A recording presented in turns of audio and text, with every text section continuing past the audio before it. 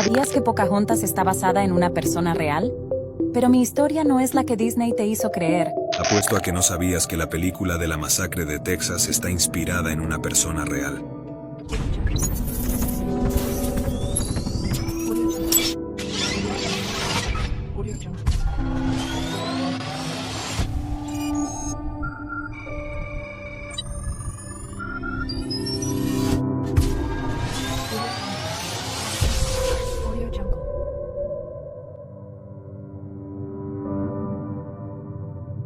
¿Sabías que Pocahontas está basada en una persona real? Pero mi historia no es la que Disney te hizo creer. Presta atención porque hoy te contaré mi historia real. Soy Pocahontas. Pero ese era solo mi sobrenombre. Mi nombre real es Amonute Matoaka. Nací en 1595 en la bahía de Chesapeake, al este de Estados Unidos. Yo era la hija del gran Powhatan, el líder de nuestra tribu. Antes de que los conquistadores de John Smith llegaran a nuestra zona, mi padre recibió una inquietante profecía que predecía la caída de nuestra tribu. Para protegerse de esta amenaza, aniquiló sin piedad a una pequeña y pacífica tribu cercana a nosotros. Cuando tenía 11 años conocí a John Smith, que en ese momento tenía 28 años. La historia cuenta que le salvé la vida, pero probablemente era más simpatía que amor lo que existía entre nosotros. Poco después de su llegada a nuestra zona, los ingleses estaban en peligro de morir de hambre, y John Smith tuvo que comerciar con mi padre para conseguir comida. Sin embargo, mi padre quería matarlos de hambre, lo que provocó tensión. Fui yo quien advirtió a los ingleses de un ataque inminente por parte de mi pueblo, y así se evitó que el conflicto empeorara. El conflicto entre colonos y nativos se extendió durante años. En 1613, a mis 18 años, fui capturada por el capitán Samuel Argyle. En principio, él quería utilizarme para lograr un trato con mi padre. Me liberaría a cambio de prisioneros y armas, pero rompió su acuerdo. Mi padre había aceptado el trato, pero nunca me lo dijeron, por lo que pensé que mi padre me había abandonado. En cautividad, me obligaron a aprender inglés, me convertí al cristianismo e incluso cambié mi nombre a Rebecca. Lo hice porque no tenía otra opción.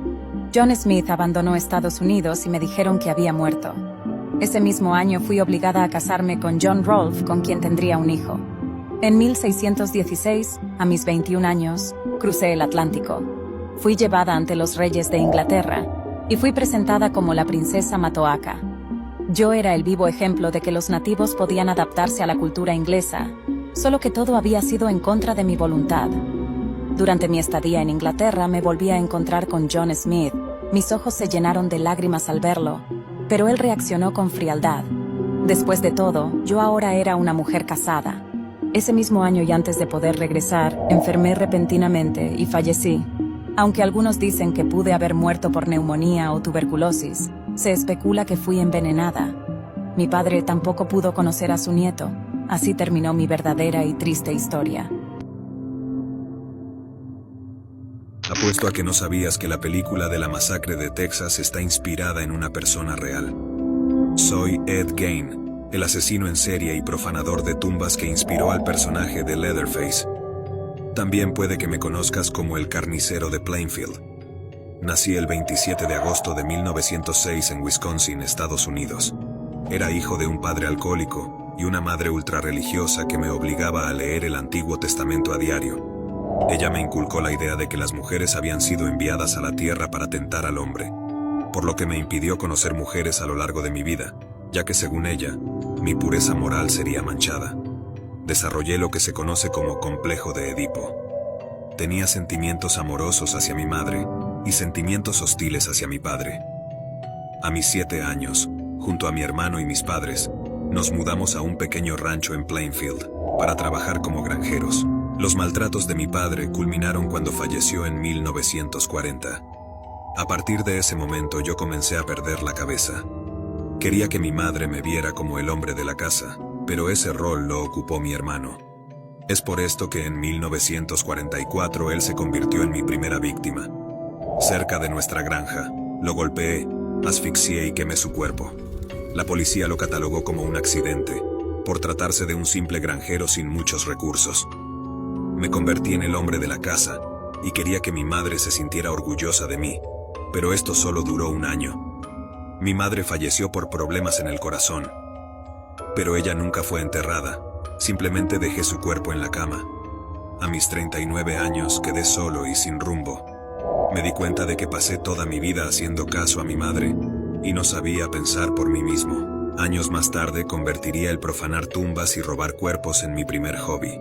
Quería cuerpos frescos, así que constantemente leía los obituarios del periódico local. Traía esos cuerpos a mi granja, para no sentirme tan solo. Luego di rienda suelta a mi creatividad cuando comencé a crear objetos con partes del cuerpo humano. Creé una máscara usando el rostro de una mujer. Hice un collar con labios unidos entre sí.